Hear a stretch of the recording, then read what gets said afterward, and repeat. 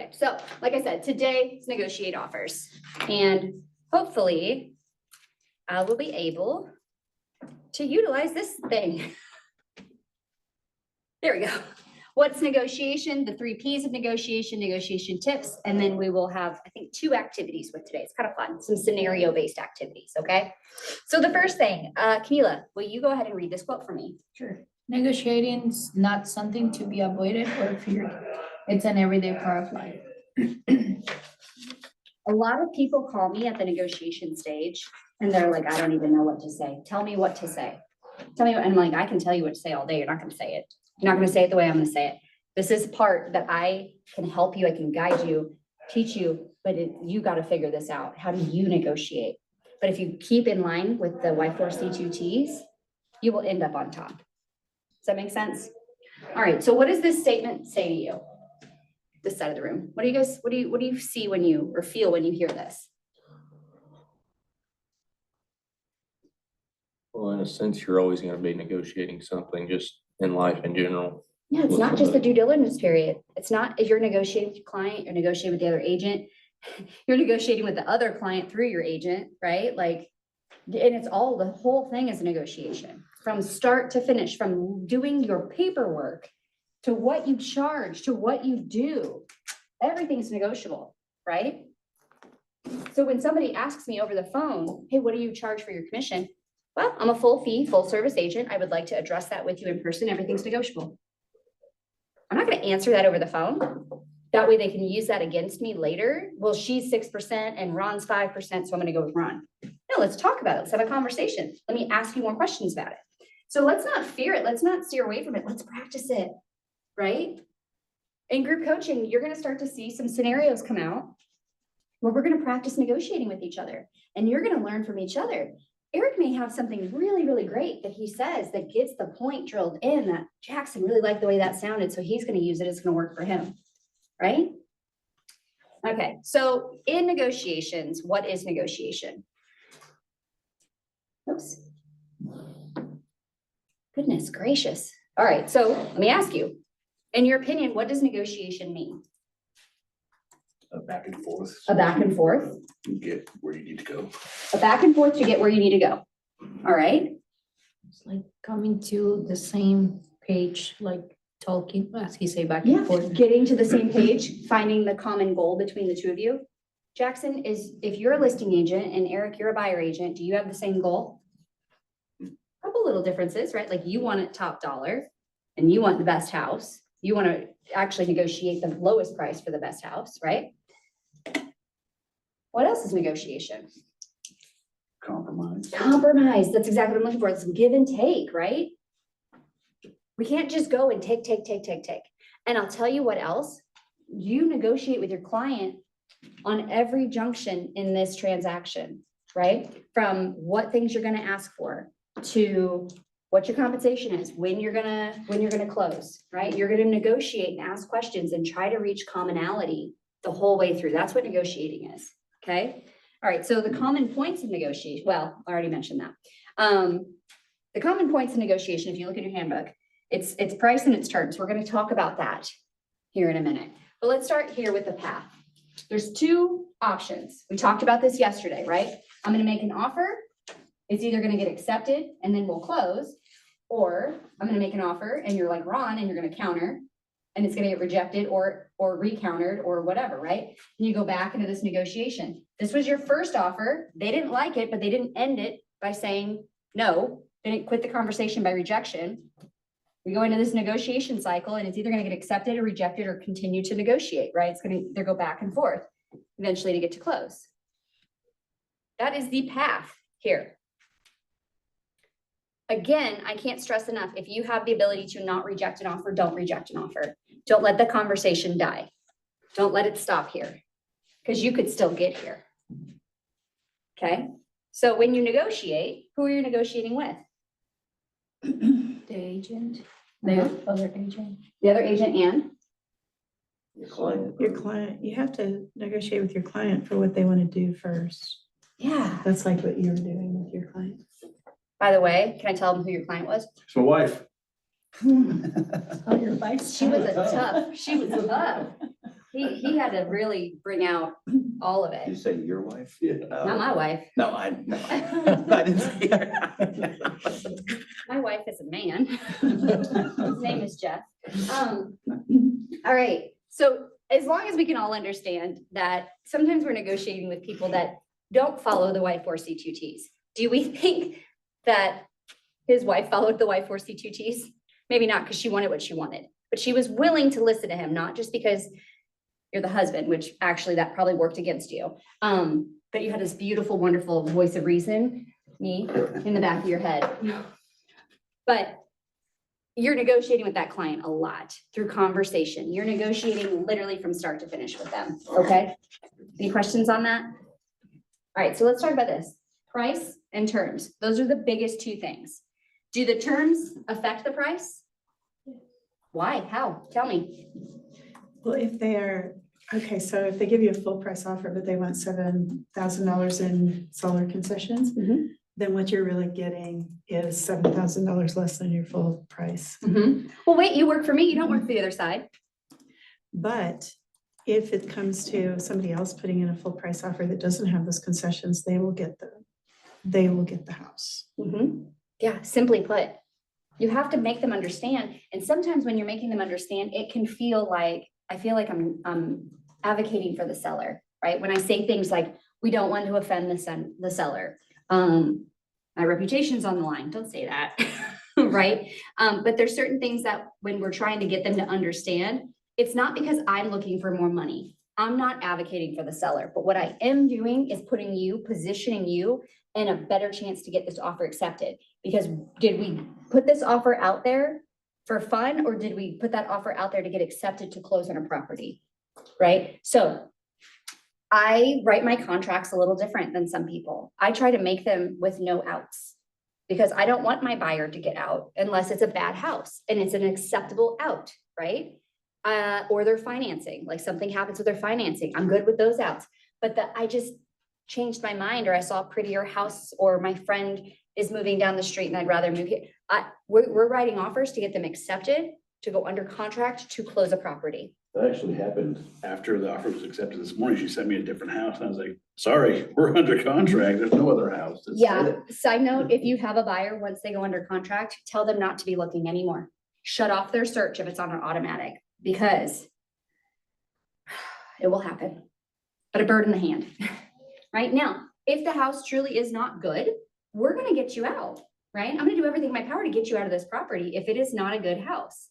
But we're gonna do all of the fact finding on the front side, which is why I always put 0 property data days, unless there's a really good reason, and then I'm gonna explain what that reason is to the listing agent. NA on property data days, that's just a get out of jail free card for 5 days after you're under contract, and I don't like loose ends. Because 5 days after we're under contract, what should I be doing? Inspection. We should be looking at that inspection notice and curating a response for it to move it forward, right? Doesn't mean I'm not working for them, but if we are on the same page, because we've negotiated everything, we've had the conversations, and I'm going in and we're writing an offer to actually make it stick, right? I also full-heartedly believe everything's fixable. Everything's fixable, right? So there's really nothing that cannot be fixed. If they're willing to fix it is a totally different conversation. I had a lady who, this is actually a really bad experience, but she had, okay, let me back up. When they come to you and they've already had 3 bad experiences and it's always the agent's fault or the lender's fault, it's a red flag. You're not gonna be the hero. I was not the hero. It was the first and last time I've ever been fired. And this was since I've been in the role as a PC. It was awful. But she came to me through a referral from my daughter, actually. Should have known there too. Anyways, it was poor me, victim mentality. And I was like, oh, I'm gonna be all your wildest dreams. It's gonna be wonderful. I'm gonna get you in the right house. So we did all the right things. And I know I did the right things because I had somebody shadowing me. So I wanted to make sure I was really showing them how to do stuff, right? So we get in, we find the house, and I do the things. I'm like, I don't know, Mrs. Buyer, this looks concerning to me, right? And kind of pointing out all like the negatives. And we looked at several houses, found one that I thought was really good. And I was like, I really feel strongly about this, right? I had that conversation. And she didn't like it. She picked a different house. So she goes to this house, picks it, and it is awful. I can tell it's awful, but it's her pick. Okay. I was like, well, we're gonna get an inspection and we're gonna do these things. So the inspection comes in, I had this great conversation. I did all the expectations, right? We're looking for big things. She got scared because they didn't pull permits when they did some of the additions. That's, as long as they disclose it, I can't get mad at them because they didn't do permits on a whatever, right? And I said, well, unfortunately, that's just kind of our area. You know, there's gonna be times when they're not gonna happen. She's like, yeah, but if I start doing it, and I don't know about you, but I do things the right way. And I'm like, oh, here we go. I was like, I didn't say I didn't pull permits. What I said is some people don't, and there's nothing wrong with that. They just have to disclose it. Well, if I pull these permits when I do this remodel, not my problem. This is something you're gonna have to figure out, right? When I do this remodel and I'm gonna be liable for all these repairs and all these fixes and blah, blah, blah, blah, blah. And I'm like, not necessarily, but there was no talking to her. Right. And I was like, okay, hey, if this is not the house, this is not the house. All right, let's work through this, work the problem. So I said, I'm gonna call the other agent and see if they'll let us mutually release, right? Because I'm gonna write this inspection notice because we're gonna get out, because I know how to do that. And I call the guy, the KW agent. I hate to do this. However, this is where it's at. And he's like, oh, man, I get it, but just write it up. My guy's willing to do a lot. And I said, okay, but I just want you to know what I'm actually doing is I'm going to write this to where it's like everything. And he's like, yeah, no, I get it. Just write it up. It's okay. I wrote the most insane inspection notice you've ever seen. And what I told her is I said, here's the risk we run. I can submit this. You still want out? Yes. Yes, I want out of this. Okay, I got you. I'm gonna write this. And if they choose to fix every single thing, man, you got a smoking deal here because everything's gonna get fixed. Okay? She's like, yep, sounds good. I don't want the house. Okay, I got her out. Shanna, that's really disappointing. I really liked that house. No. I was like, huh? I thought you would be jumping for joy. Then goes to the lender I recommended her to, badmouths me, says I'm awful. The girl, the daughter, who's friends with my daughter, no longer speaks to her. Wow. Yeah. And I was like, Oh my gosh. I don't know, right? Ends up firing that lender. You should have recorder here. I You want out? You want out? Yes, yes, okay. Fired that lender. Went under contract on another house. Guess what? That one was a bad situation too. Nobody was helping her. Everybody's awful. This is now the fourth agent, third lender, ends up going back to my lender to save the deal. Oh my gosh. Now you get on the no-fly list, that should be like the no agent list. No or- agent list, right? So it happens to all of us, right? Did I learn something in that process? Heck yes, I did. Watch for red flags being number one. But no, right? So terms are important. I don't know where I was going with that story, but I hope it made sense and it gave you a good giggle for the day. Price, usually the primary factor, but it's the cost of the property, and the terms are either financial or time-based or both. So terms, what are terms? What are some terms that you guys think of when we're talking? Obviously, price makes sense. What are some of the terms? Susan said one earlier, seller concessions, closing costs. Well, closing time. Okay, closing location and date. Yeah, I mean, if you can close quicker, it makes it more attractive. On a conventional That's what I loan, what's learned the last standard days? Oh, yeah, right. 30. 30. On a government loan, 45. 45, 40 to 45, somewhere in there, just play it safe. Right, what other terms are out there? Inspection. Conveyances. Conveyances, yeah, like I want the fridge and the washer dryer combo. You said inspections, Yeah, like repairs and stuff. like on the front side? Yeah, yeah. Appraisal. Appraisal, so we're gonna mark that in the offer as a contingency, right? What about some that you don't think about? A lease back. Anybody know what a lease back is? Mhm. Susan, tell us a little bit about what a lease back might be. The person needs to stay in the home for a little bit longer because their home isn't ready yet. And so they might pay a few weeks or a month or so lease to the people who've bought their house. Yep. A little post-possession or a lease back, right? Totally acceptable as long as everybody agrees. I had to do a 3-month lease back on the house I bought. That's a long time. It is. Really long. I wanted to spend one last Christmas at that house. Oh, okay, sentimental reasons. Yeah. But these are good conversations to have with your seller on the front side, right? And your buyer. Is your buyer moving and selling something and having to close and move in the same day? Have you ever done that? It stinks. It's awful. So you know what I do? Every time I have that situation, I don't typically do it in the offer because I'm trying to get my offer accepted. I usually bring it up later and see as long as things are going well. Hey, can we get some pre-possession?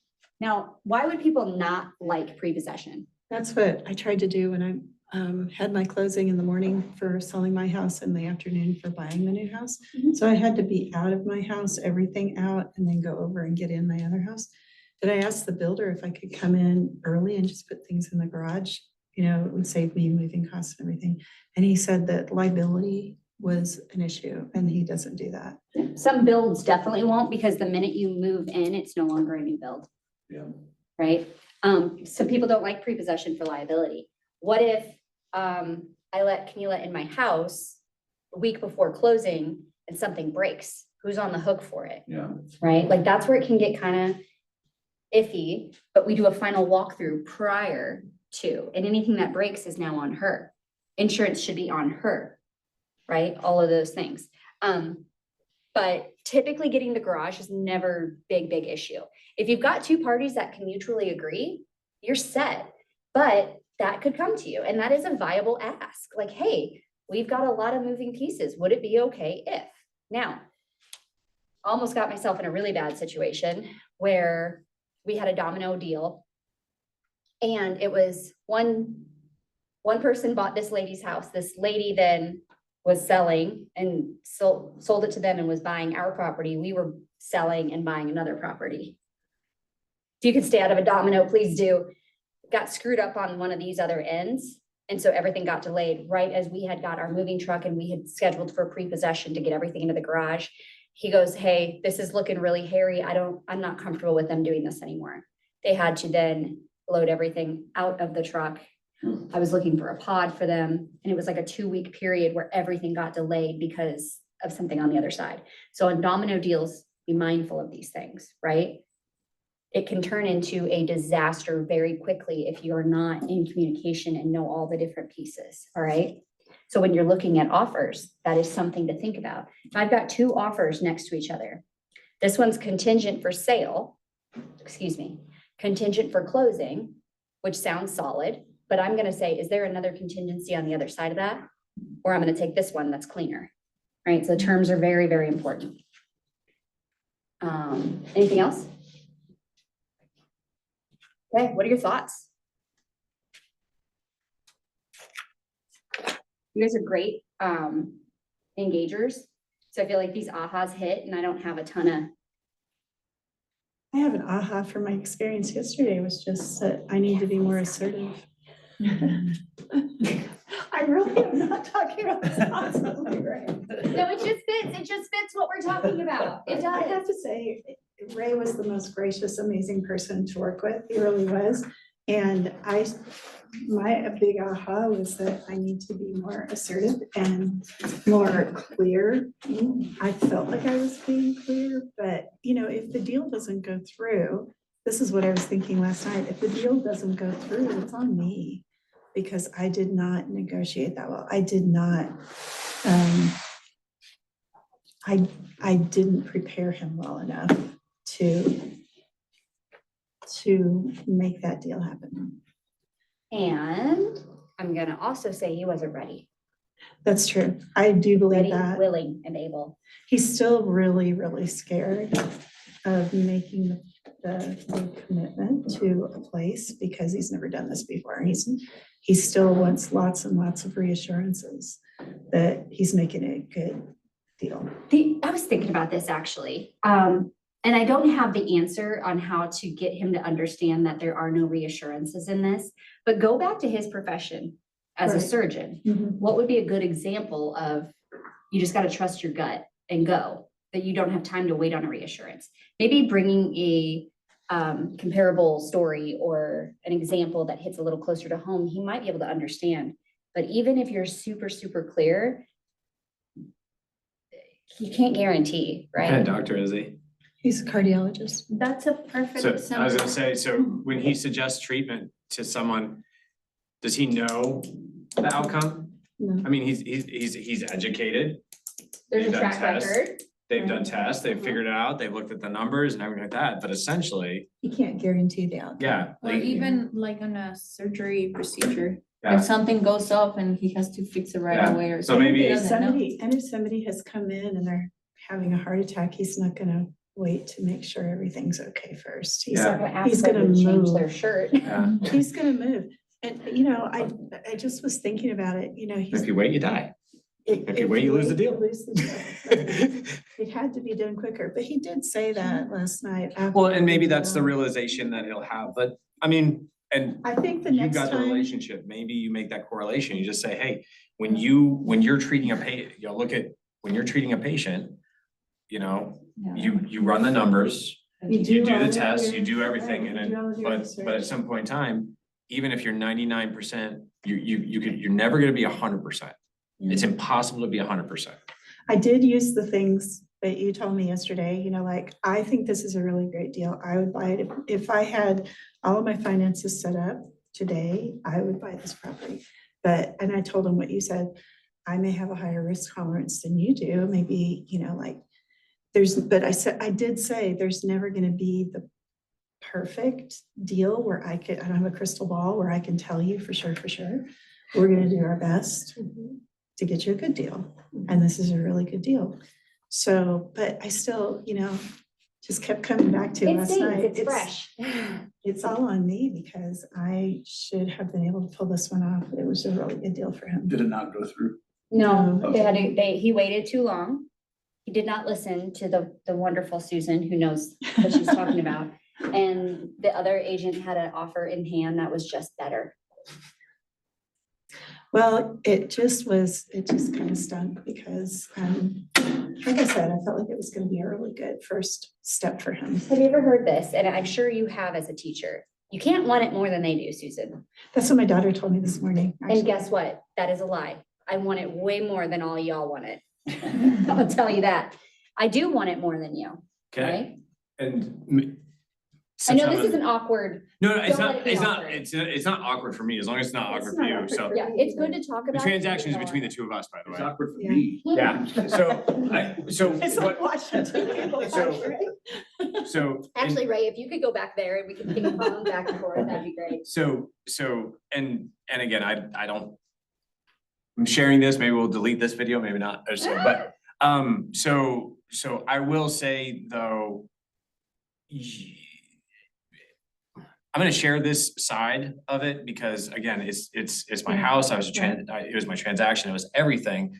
And I told you last night, you did fantastic. I think we had some really, I think for everything that I saw, you did fantastic. So, because I've worked with other agents and I've worked with a lot, but I will say the other thing for me, and again, maybe sharing this, maybe I shouldn't share this or whatever, but my perception of your client is the reason why, when you came back at the very end, you're like, I gotta present that offer, and I'm glad that you came in there, but there was too many issues. Mhm. So I'm, at this point in time, it doesn't matter that he throws all the concessions away and I can make a few extra dollars. All I see is issues in the transaction, Mhm. and I want a smooth transaction. So even after that, it's not about the money, it's about the process. Mhm. So, and that's the other thing whether you choose to share that with him or not. Like I said, I don't know what the guideline, or just for your own education, maybe consult with her about what you share. So, but no, honestly, but that's why I told you last night. I was like, it's not as much too little too late, but now I have all these, you know, it's a little of this, it's a little of this, and it's like, is it gonna be a whole nitpick transaction? I don't want that. Yeah. I had a 40-minute conversation with the other agent. And I talked to the lender, and even though there was something in that transaction that I normally would not jump on, and I had nothing but reinsurance. We built rapport. You know,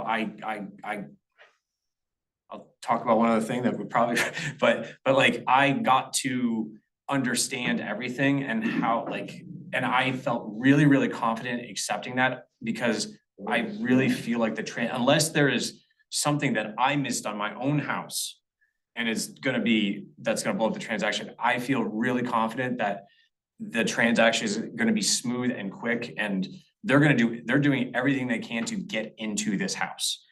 And that ultimately, for me as a seller, was more important than making a little extra money. You could have came back with 5,000 and I would have said no. And I understand that completely because I was having those same feelings. I was thinking, this shouldn't be that hard, you know, this should be, I was embarrassed to go back to Ray. Please don't do that. No, don't ever Because I be, was don't ever thinking- be. I was thinking at the time, I should have been able to stop this from getting to this point. I felt like I needed to educate him more, like, I should have said, when he said, okay, let's offer full, you know, the 165, which is what the house was. And there was one extra little thing, not the repairs, but the non-refundable. Yeah, I should have said then, if you do that, you lose this house. And I didn't do that, and I should have. Well, it's said really that. hard to say something with such like, I don't know, is damnation the right word to say, but like such conviction? Damnation. Conviction. Man, where's my mind? Yeah, Revelations. I should, well, or I could have said, But if when you you do that, say- you probably will not get this. Yeah, house. because when It's we not say gonna that be and then it enough. goes against us, and then all of a Mhm. sudden we feel like it makes us look bad or whatever. So Susan's beating herself up pretty bad about this, which is, it's okay that you're doing that because you are growing and I'm learning trying, through well, I'm this. trying to figure it out. I mean, like, I'm an adult, I'm adulting here. I know that. Not forcing today, we're adulting. Not everything's gonna work my way, The horse can't horse anymore. and there's always something to be learned from it. Mhm. So I'm trying to figure out in my next dealings, because I'm a kind of a people pleaser. I want to make everybody happy and I want everybody to walk away at the end of the day feeling good about whatever. Mhm. And that's not really, you know, what happened last night. Although I am thrilled that you sold the house. I mean, that was like one of the things well, I that gotta get to closing, I but was yes. excited about for you. But there's So I'm like, that's thinking what I about mean, that. I already, like, there was a cancellation with their, like, the home inspector was there at 11 o'clock today, like, they wanna move, Yeah. so. And that's good. And I'm happy for them because So- it sounds like they really, really want that house. And I was having to convince my buyer that this was a good deal. Yeah. I think that's where it kind of fell through, is I was Yeah. trying to convince him, this is really good, you need to move on this, is the best property that we've seen for this, you know, like, for our whole shopping tour, you know? So it was just kind of like, I'm still processing it and I'm still saying, what can I do better? But, Yeah. you know, at the end of the day, you know, some things are just out of your control. Like, I'm starting to see where my story makes sense, right? I mean, do we think that I might know what I'm doing? I hope I'm teaching you guys, right?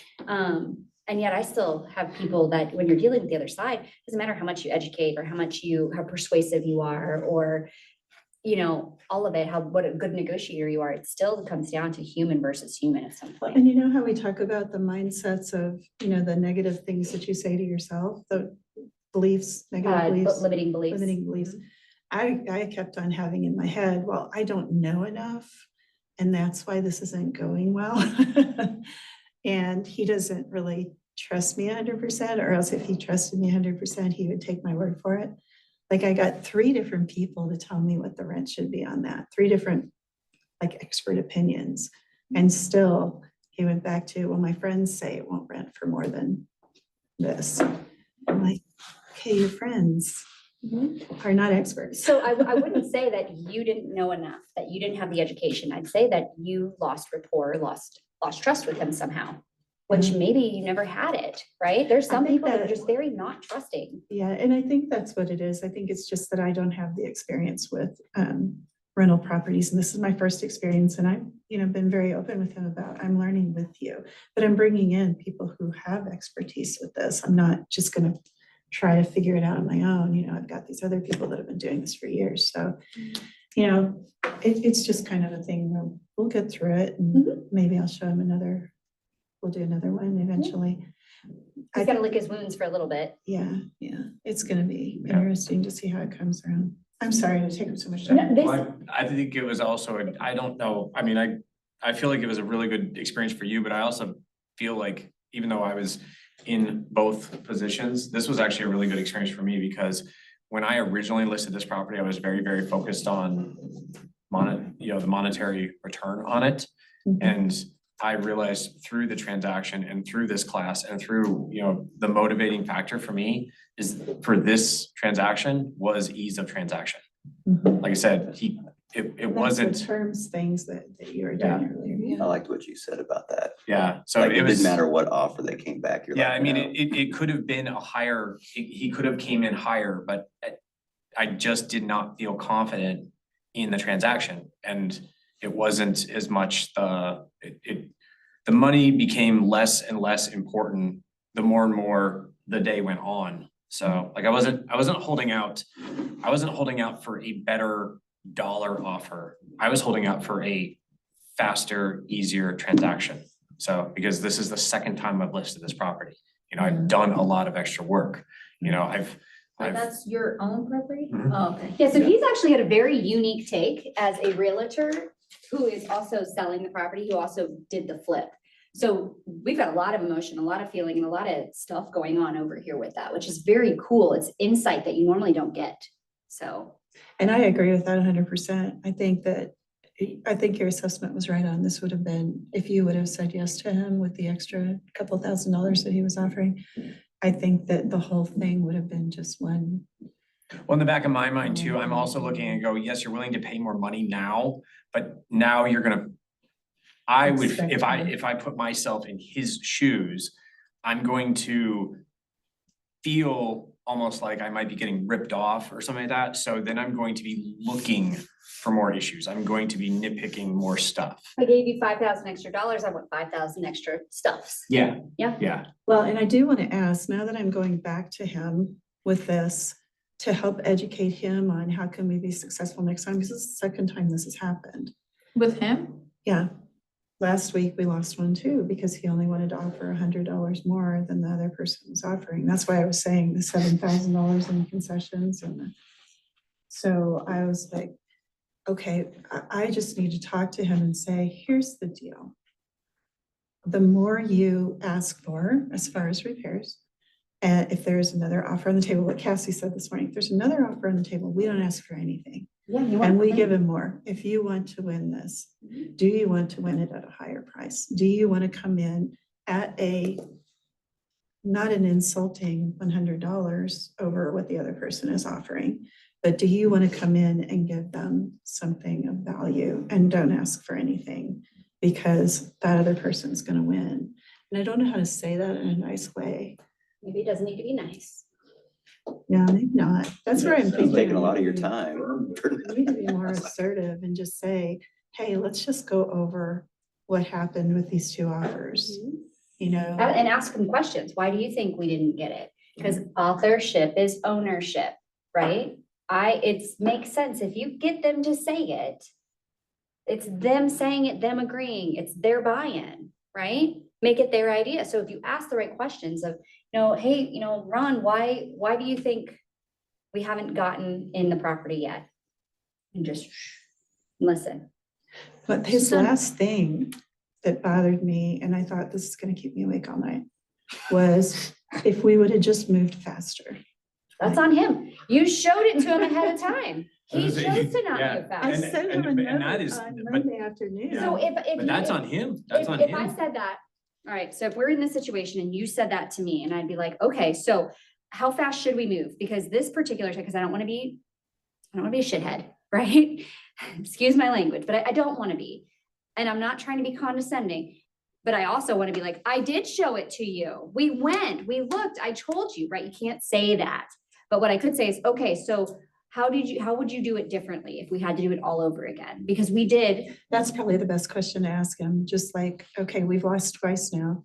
Yeah, because if you How would have should asked, we do if this you would have offered me differently? less money in cash before it was on the market, I know. I was so tempted to tell him that last night. Right, because we I've been wanna be talking like, to him about this house for listen, 2 I'm right. weeks. you know, but you can't say that, and that's gonna turn them off, and then you don't have a client anymore. And sometimes we get to a point where we can't help people, or we're not the right fit for them, and firing someone's liberating, just so you know. Doesn't No, sound I'm like not saying you're fire him. willing to. No, but You're I not have really ready had, for that yet, the but- first thing after we lost the first one, my first thought was I was gonna turn him over to Austin on our team, because Austin's got more experience than me. And so I told Austin that, and Austin said, absolutely not. I'm not gonna let you out of this. No, this is yours to do. Committed You're until going he to get fires him under me. contract. You are gonna get him his first investment opportunity, and you're not stopping till you do. What's it stopping him? Like the price or? He's got too much feelings. He's He's not, scared. he's Too too much- scared. He's scared. But it's not He's about the scared. money, It's a because lot. as you say, like offering He's just got the money. $100 more, it's just like. He's a Surgeon. cardiologist. He's Yeah, got the we- money. We talk about this Yeah. on the open house, and I was like, don't let them go away, because you know, financially, they have Get him money. kicking and screaming through this one, and you will have an investor for life. That's what he told me. He said, you know, builds trust, and we'll get through this first one, and then, you know, that builds the trust. And this will be for the hardest future. one. The next one will be so much simpler. Yeah, he just has to get one under his belt. And, you know, and I told him, you know, I don't have a crystal ball. I can't help you know what's gonna happen with this property. I'm just saying, I think it's a really good buy, and I do believe it will rent for 1,300 or better. And I think you need to make an offer on it. And I think the scarcity mindset that I would have to say Susan has right now is because the inventory stinks for this. It does, I've been looking. She knows that this is the best one. this is the There's not a best. bunch of other fish in the sea. It's the best opportunity for him as a new investor, because first of all, the price was in the right range for him to not to take a huge risk. You know, like if he was doing a $250,000 house, I would feel a little more nervous about that. But this was in the price range where I felt like it minimized his risk, and it was a good property. It was solid. The house is very nice. It really is very nice. You know, concerns about not having a garage or concerns about not having a driveway. Look, if I'm a single mom with 2 kids and I walk into this building, I'm gonna think I've died and gone to heaven. Honestly, a single mom who's, you know, just feeling like she wants a safe, nice place for her kids to live. I just thought of something when you were saying this. Yes, agree, 100% on all of that. How many apartments complexes in town have covered garages? Yeah. Covered Pretty much spaces? No, None. and are not a Does lot. that deter anybody? Or if they have it, you have to pay more. You gotta pay more Because they for have- it. It's yeah. premium, Uh-huh. right? Right. So when we're thinking about that, You have to think in terms of what a renter is thinking. I'm thinking I want my kids in a house instead of an apartment. I want don't them to care if have there was a yard. garage or not. I didn't even park in the garage when I was a single mom. It was full of toys and stuff. Those have been conversations we've had, but it has, you know, needs to have a garage, needs to have a fence so the kids can play. No, you're not moving into this. That's your opinion of the greatest life ever. That's probably probably his his concerns. Like I said, as a single mom, moving into a place like this that has a beautiful kitchen, that has 2 full bathrooms, that has beautiful everything, it's new, feels new. I mean, I would, thinking back how many years ago, when I was a single mom, I would have thought, this is the greatest place ever. I can't believe that I'm Absolutely. getting this for, you know. And I just think it just takes, he's looking at it still as, would I move my family into this house? And that's maybe a question of, hey, Dr. Such and Such, are you looking at this as a backup plan for your family to move into? No, never. So you're never gonna live in this house, correct? All right, then we don't need an emotional attachment to it. There's certain things, the criteria, the buy box, that doesn't matter. Now, is it nice to have a fenced in yard for a rental? Yeah, if you're gonna allow pets, absolutely, right? But So, what, like a couple that don't wanna have any kids, they move in. Yeah. And he's worrying all about like, all oh, this the stuff that kids doesn't and- matter, right? Doesn't matter. A 3-2, you're good. Right, it was a 3-2 or 3-1? 3-2. 3-2. And nice, very. Oh, I believe it. I very believe it. nice. Sorry. No. Sorry for. No, so let me just be That's clear. not, that's not offending me. So Sorry, here's it's not bad, the sorry. thing. You're never derailing this conversation, because Jackson, have you learned something from this transaction? I want to tell you how much money I have into that house. There's a lot. And it shows. My markup It is does show. very small on it. Yeah, Well, I won't be hiring you, but no, I'm just kidding. Like, no. I thought I told you that, but I tore no, half I of know, it I know, I know, I'm down. just messing. All right, so for the interest of time, we are gonna carry on. Is that cool? Good stuff, though. You made me feel better. Thank you for making me feel better. So I appreciate it. Who did? We did? Yeah, just by talking through it. Good, you need to talk through it, and the Like lessons therapy. you are Good. learning, you will never unlearn. This stuff stays with you for life, and then guess what? If these guys back here are paying attention, it stays with them too. Much better for you to have an experience to learn from than have to go through it, right? Okay, so let's talk about the 3 Ps approach. Prepare. Ray, read me preparation. It's also in your book on page 4. Am I reading what's on the screen or the book that I didn't open yet? What's on the screen, sir? Okay, good. Prepare. Preparation is the key to building confidence and ensuring a smooth negotiating process. So we have to prepare ahead of time? We can't just get all willy-nilly and go slinging papers? You can't just wing it. What? Okay, so in the book, who's got the book? Camila, can you read me 1 through 7 on things to know when you're preparing? Yes, know your goal, know your client, think ahead, set clear expectations, be informed, obey the laws, know the documents inside and out. Yeah. Yeah. So even when we set clear expectations, it doesn't always mean they understand or they're compliant with your expectations. We are working with the general public, folks. They're loose cannons sometimes. Just something to think about. All right, so you go to the next page. What will help you with this? Sorry, I'm skipping around a little bit. What will help you with this prepare section is to ask purposeful questions. So I always harp on you about, I know I'm gonna skip around just a little bit. Sorry, I just don't like the way the content is written. So if I'm gonna ask purposeful questions, that means I'm not just asking rhetorical questions. I'm not just asking questions that are gonna end in a yes, or that I already know the answer to. I'm asking questions that have purpose, right? What I'm looking for is questions that are gonna give me points that I can negotiate on, insights where we will have leverage, questions that set clear expectations, right? So how do I hit the point home really hard with this particular instance is, Ray, what do you think happened? Why do you think we didn't win? Why were we not successful? What would you have done different if we could do it all over again? Because what I want to make sure is that the next time we get the house, that is setting clear expectations, getting my point across, negotiating with my client, and being purposeful in my question asking, right? Allows you to get to know the client and their goal. I guarantee at this round of negotiation, she knows that client really well at this point. I mean, I think we all do, right? And it helps get that win-win for both parties. We all know who it is. We all know who it is. All right, so I'm gonna skip back into To the present side, or the open-ended questions. open-ended questions. Where's nothing's working? There we go. Thank you. All right, so the open-ended questions. When I ask a yes or no question, what do I get? You get a yes or no answer. And typically the conversation ends on that, right? When I ask an open-ended question, what happens? You find out what they're really thinking. You get insight into what's going on, right?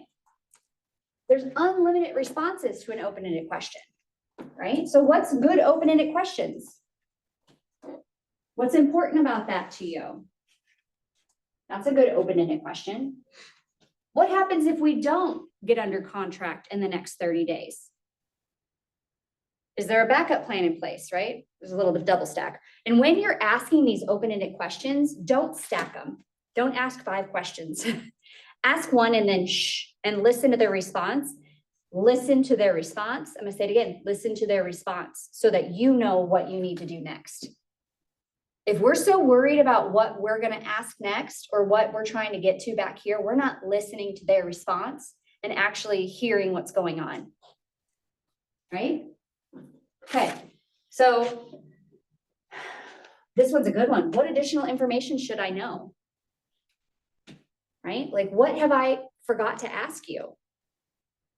That's a good question, right? You might get nothing you've asked at all. Or they may be like, oh, actually, you know, you didn't talk to me about how important I don't know, landscaping is, grass, I don't know, right?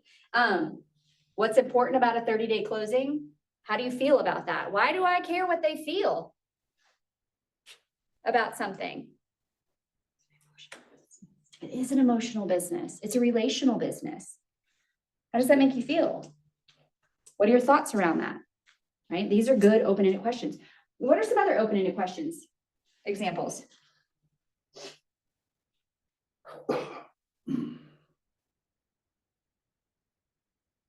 Could it be like, what do you love about the property? Yeah. Tell me about what you love about this property. What got you interested in this property? You know, why are we doing all this? What's got you wanting to make this move, right? Those are good open-ended questions. So when you are writing these sample questions down every night, I hope you're still doing it because you will get better at asking questions. Are they closed-ended questions or are they open? Open. I hope they're open. Yeah, they should be open. All right, so let's talk about closed-ended questions. Should we never ask closed-ended questions? Sometimes you have to. Sometimes you have to. And you can take a closed-ended question and follow it up with an open-ended question, right? Do you have to sell your home by a specific date? Is that a valid question? Yes. What could my open-ended follow-up question be? Why is that important? Yeah, what's important about that date for you? What happens if we don't? Right, because I want to know, do we have a backup plan? Because I can tell you what, if you've got a super solid plan B, that's plan A. Okay, do you have any other offers? Any other offers? Maybe I'm talking to a for sale by owner. Do you have any offers on the table? Yes or no? Asked that question last night to To the agent? Yeah, what'd they say? No. No. So what'd you say? I didn't really say much. Yay! Sweet, we're going in low. He said, HE double hockey sticks, Shanna, we're getting it. Right? Yeah. How do you feel like you should respond to that question? Depending on, Do I have permission yes, from my seller to, yes, you have permission. and do I have offers or do I not have offers? You don't have offers and you're on market slightly over where you expect it to be. So like if the average is like 30 days, you're on like for 40 days. Yeah. Well, hopefully I've had some activity. Otherwise I should have had a conversation with my client, but I'm not going to lie, but I'm also not going to sound desperate. So I'm going to say, you know, we haven't gotten anything yet, but we've had some talks, we've had some rumbles, we've had some activity, if that's true. Right now, if you've had activity in your house, means somebody showed it, you've had activity, right? But I'm not going to be like, oh my gosh, please give me an offer, right? Because then what am I doing? I'm showing my hand, right? So I got to keep it. When I showed the house, You're going to get a lot of that. he asked me, he's like, how'd it go? And I said, it went really good. And then like 10 minutes later, he's like, I don't see an offer yet. I was like, calm down. What did he immediately know? He's desperate for an He's offer. desperate. That he is ready to negotiate. And Chatty Cathy is what he he's was. like, give me anything to bring back, right? So in that People are case, knocking on my door and they're not leaving me alone until I get this house sold. exactly, right? So we are in a market where if it's been on the market longer than 2 or 3 weeks, the seller agent is all about you. When are you going to show it? Are you going to show it again? What do you think? What are your thoughts? Let me tell you what happened in 2020. They didn't care. They didn't Yeah. call you. They were Oh, I like, did have a question excuse for me, you. peasants. Not really related, but he asked me out of the blue, after talking a little bit, he said, what type of inspection do you think she's gonna get? And I was like, That's a weird "Not a question. Red flag, do you not want me to go deep into the house? So I said, comprehensive, probably, I mean, Good answer. so, and he didn't say anything, so. I would not have given that answer. I'd have been like, why are you I asking don't me know if that was a this? red flag or not, but What kind of inspection? yeah, I was like. Maybe because, okay, I always go for best case maybe scenario. because I I had look around the corner. The inspection contingency on the offer, maybe he was just wondering what kind of inspection, I don't know. Well, that's on all of them. Yeah. Well, because it's an investment, maybe they were hoping that you would just kind of go with like, oh, my friend's an inspector, he's just gonna take a quick look at it. You will see that Yeah. with investors. I thought it was odd. When I bought mine, I didn't get an inspection. Don't do what I do. Let me just, please. What and why questions? We don't need to stay away from the what and why questions. They can be low-level questions, like, why are you doing that? They can be answered with a combative response. But what would happen if, it's gonna help you anticipate the next steps. What happens if Mr. So-and-so, we don't get this? What's our next plan of action? If we don't come together on this, what's plan B, right? Now we know what's gonna happen. Mr. Seller, what happens if we don't get an offer in the first 40 days? Right? Tell them to cast that negative or positive future. And why is this important to you, or what about this is important to you? It's going to help you gain more information, helps you gain more insight. Is it true that the more information and insight we have on the property and the clientele, the better we can negotiate for them or against them? Yeah. Yeah.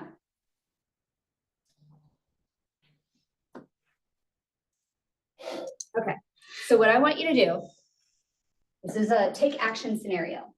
We're gonna read the scenario. I want you to list your clarifying questions to ask your client and apply your new knowledge of these open and close-ended questions. So we've got even numbers. If y'all wanna get up and move around and find somebody different to talk to, please feel free to. Otherwise, go ahead and let's flip to page, is it 6? Yeah. 7? It's 6. It is 6. All right, so who wants to read my scenario for me? All right, Susan. You are representing a single buyer. Your client is renting her present property. Like any first-time buyer, she's looking to you to guide her through the process. The asking price for the home she really loves is $175,000. The house appears to have evidence of a roof leak. It's listed as is and is correctly priced. Your client would like to keep her payments as low as possible since she has a number of student loans to pay off. She wants to write an offer of $155K. There has been quite a bit of activity on the listing. All right, let's go through these facts. She's a first timer. She's currently renting. She has an offer price in mind of 155. It's listed for 175. It's as is, potentially has a roof issue. And the last piece was lots of activity. Upped activity. Can you guys even see this? Barely. Gosh, I need more pens. Why don't you all start producing so we can afford to buy more pens? I'm just kidding. All right, Quick question. When it says that it is priced correctly, you ran comps and the value is right at 175. is that including the possible roof issue? Are they figuring that, Yep. they're figuring that into the price? Yep, Okay. they priced it they priced it based on that condition. Okay. Yes. So those are all fair assumptions. Before we get started, are there any other questions on this scenario? Does everybody fully understand the client we're dealing with? Are there any unanswered questions that we need to wrap up? How long has it been on the market? How long has it been on the market? Didn't say, correct? Didn't say. Let's assume 2 weeks. Is that fair? It's kind of right in the middle. It's not been on too long. It's still fairly new. They've got a lot of activity, no offers yet, but there's activity. 2 weeks on market. That could change things. No offers? No offers, but lots of activity. And it is priced to sell based on its current condition. All right, So no inspection, right? because it's as is. As is, Right. yeah. It Okay. wants to be sold as is. Yeah. All right, so you got 10 minutes. And I want you to take these 1 through 3. What are the questions you're gonna ask your client? Or what are the questions you're gonna ask the other side? Because this is the prepare part, right? Sure. All right, so you and your partner will get together, clarify. Do you want to be partners with me? Okay. I guess Clarify, you're, this is the scenario, the job is, what are the clarifying questions you need to ask your client, okay? I'm gonna go ahead and put 10 minutes on the clock. 3, 2, 1, go. Okay, so do you want to be the client or that? I'll be the client. How's that? So I want to hear what you have to say about this. Okay. I will- I'm bad at preparing though. Are we taking one side and the other? Either that Like or- he's If the. there's enough time, you absolutely could. I'm the Yeah, if you go 5 and 5, or work on I it guess- together, however you wanna role play this. I guess, Okay, I guess it so shows that she probably is pretty. What? Right. She's pretty clarifying approved. Okay. questions are that ask the client? Good for I think that. the first one is, So, When do okay. you- Okay, she's pretty approved. You're the agent?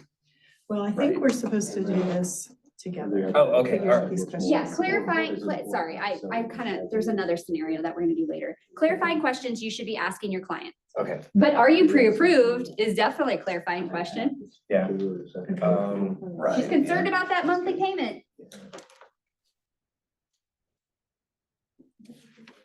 Yeah, I would just. I love your like, so what's my- question, do you- about like when you need to move, like clarify, like, Do you really you like know, this you're renting. What's more So important to you, when whether is it's, your, when do you You need to know, move? You know, when does your lease expire? Are you gonna, do you feel like, okay if open you up lose that this door? house? Cause that will help. That helps to establish how quickly this needs to happen. Keep going. Yeah, and motivation to urgency. Which will clearly define things like price and offer. What is your time frame? Good one. I think down toward the bottom, I would ask if I mean, we could this, just be like, you're willing to offer $20,000 activities, less than obviously. they're asking for a house that's other well priced. people wanting. Are you willing to interested let in this go? house, So. What, how would Why do you, you feel how would like you this- feel Why do you feel like this price? if is the when right you price? offer But- that, it goes to a different I buyer? mean, How do you say that? I mean, I know it's kind of the same, but.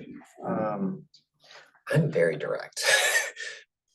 Like, when I talk to people, so I mean, you know. Yes, Direct is not always bad. so How would you I ask that guess question? one of my clarifying Why do you questions want a lowball? So why do you- that's an insulting offer. Why do so you feel like Nice. 20,000 It should below be- asking Okay, is? Why so low? yeah. You know, is what- the- What's important about that What's, number? yeah, what's important about that number? What is your driving force? Sorry, He did. can't help it. I'm a fixer. And I think she's gonna come back with, well, that's what I can afford to keep paying off my student loans. Yeah, I mean, I that's guess just my, something you have to then my, have on. but then my follow-up would be like, Yeah. so we know it You're is a not getting roof this issue. house for 20 grand less. You're asking for $20,000 less. What are you, stupid? I know. I know. Question, yeah. Yeah, Replaced. that's, that's a yes or no answer though. It's rhetorical. I think what she said about what's your backup plan would be good here too. What's your backup plan if you're, this I house think, does just the not. main thing is like, how would you feel if you don't get the house? She was saying, what's your backup plan? Yeah, yeah. You still, I guess, are you still good with renting if you don't get you? Yeah. I mean, that's what she's doing. I mean, I think that's a good question. Are you still What is your fine plan with for the renting your roof? property right now instead of owning? Because if we're asking for $20,000 less as price to sell, you're not gonna get it in negotiation after the fact. You already know it's bad. So, Right. They're selling it as is. but you can still ask for an inspection. What's the plan? Yeah. So do you want to ask for an inspection? I think that's a closed question. That's a closed question. It's not an open-ended question, but I don't know that I would even ask I that. guess I just think I have would you- just say. The home's listed as is. Have You can still get an inspection, but you can't use it to get out of it. Correct. I mean, if they Should feel- establish- If you did the as-is Probably- rider, there are a lot of times it says it's as-is, and then you just negotiate and see where it goes. Are you? So I guess you could always negotiate no matter what, Always, always. even if it's at, like, they, How- how said as is. Yeah, a lot of people will go on the market as is, right? And then be on the market for a little while and be like, well, There may be. I might be others. I might be willing to do some of those Do you lender have required a- conditional close repairs. We maybe work something out there. People's motivation changes very quickly. So just because it says as is, unless you're making me do the as is rider with box 2 or 3 checked, Contingency. which is I can inspect, I can't get out. Contingency, I guess. And I can't inspect, I can't get out. Do you That's have what it a, is. I gotcha. I mean, do you have savings? Do you have something to put towards investing in? And I can read that. I guess we could always ask. Do you have savings you can Actually, put towards? you. Repairs. How would you feel getting an inspection and maybe that'll give you peace of mind, If something else whether you shows still up, want it, not that that inspection. you'd have to know help that if you're towards gonna the buy, try price, to buy but- something as Yeah. is. Mhm. Or concessions or, whatever. Yeah, that's kind of a good Um, trope. Oh, You know, okay. Have you What else realized would there's you a do lot on of What else? negotiate on this your price? 20,000 less? Oh, yeah. Like there's a. Over Sort of just read the offers and accept it, because Still. That's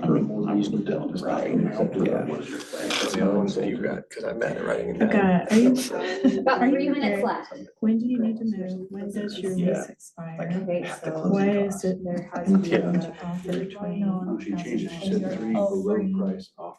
this is the next scenario. Oh, okay. This is something different. I was just preparing ahead of time. You're like, whoa, what's going on here? She changed the price like 200 grand. Like, what is it? Get your last What questions motivates written you down and then to we're gonna offer review. 20 less? What is your backup plan if you don't get the house? I mean, that's good. You had a lot of questions. How comfortable your are you restaurant with have full purchasing an lights as-is home? You have All right, I know they're some- done. All right, so let's reconvene.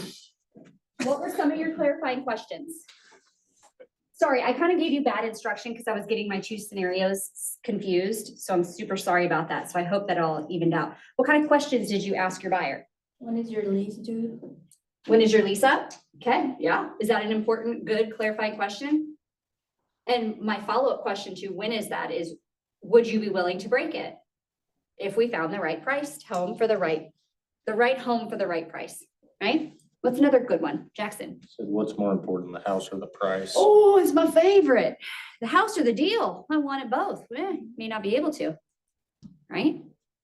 What's more important, the house or the price? Okay, what else? So like, Any of those will do.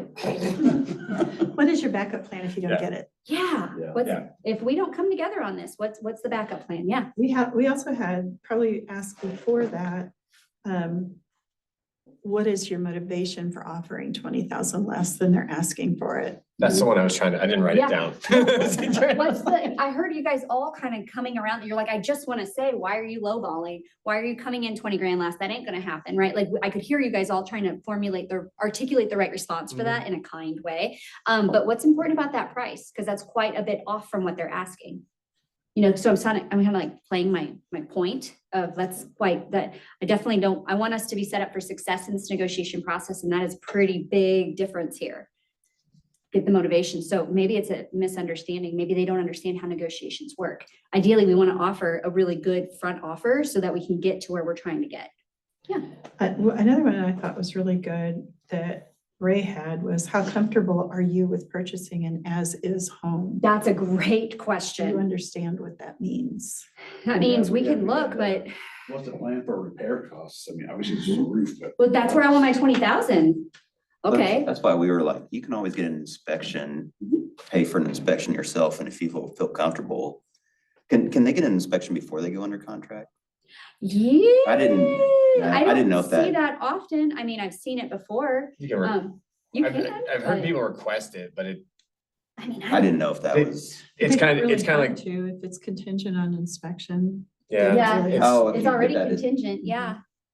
It's, yeah, I mean, I think I've heard about it once or twice, but it's kind of like throwing away money because if you have the inspection It's like $500. and then someone else comes in with an offer, you've got an inspection and no Yeah. contract. But what you could do is not check box 199. Please don't correct me, but I can't remember which box it is, but it's the unilateral termination of the contract. So if you leave that open, I can get it inspected. And at any point, if I just don't like what's on that inspection, I can walk out. I don't have to tell you why.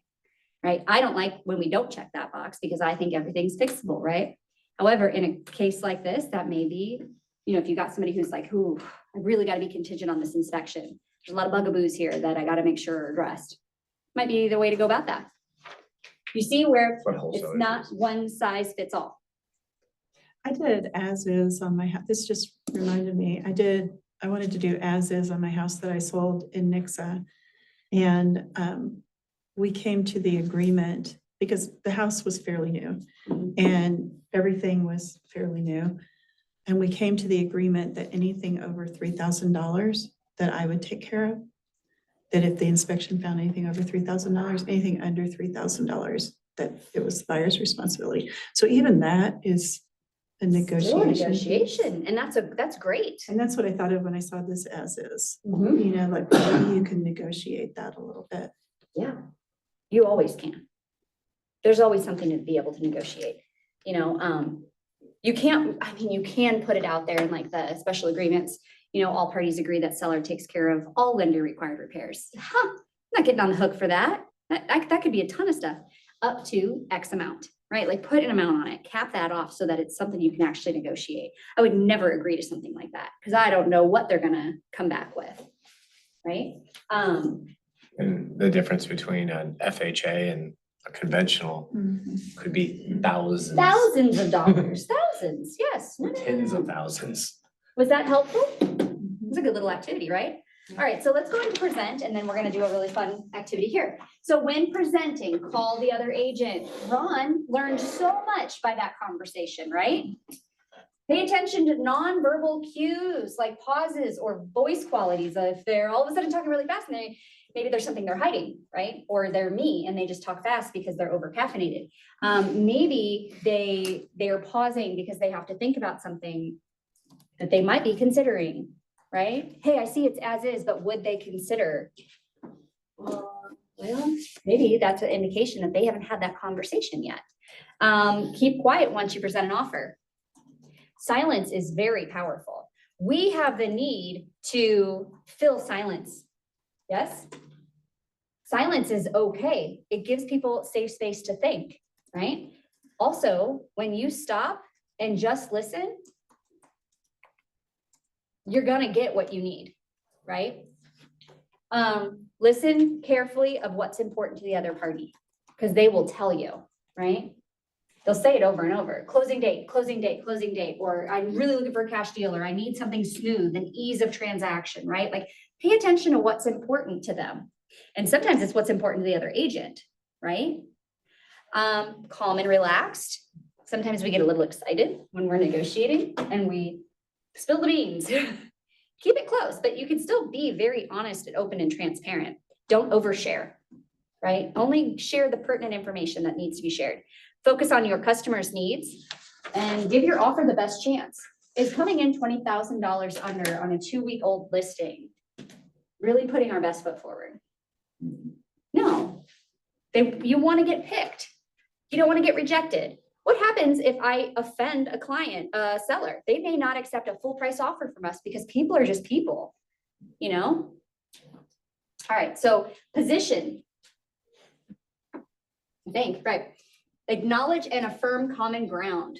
Ask what and how questions. Know that positioning is a process and know when to walk away. So acknowledging common ground, you're looking for a place where the buyer and the seller can come to an agreement, where the listing agent and the selling agent, which is the buyer agent, come to an agreement. It can uncover the areas that can be adjusted versus things that are set in stone. When we ask the how or the what questions, do I have some how and what questions in there somewhere? Oh yeah, flip it over, sorry. Oh no, it doesn't. It just says what I'm saying. Okay, how and what questions we just decided are very useful. Open-ended and closed-ended questions are very useful. Asking questions, never assuming, okay? Understand the process. What do you think we need to know about understanding the process of positioning?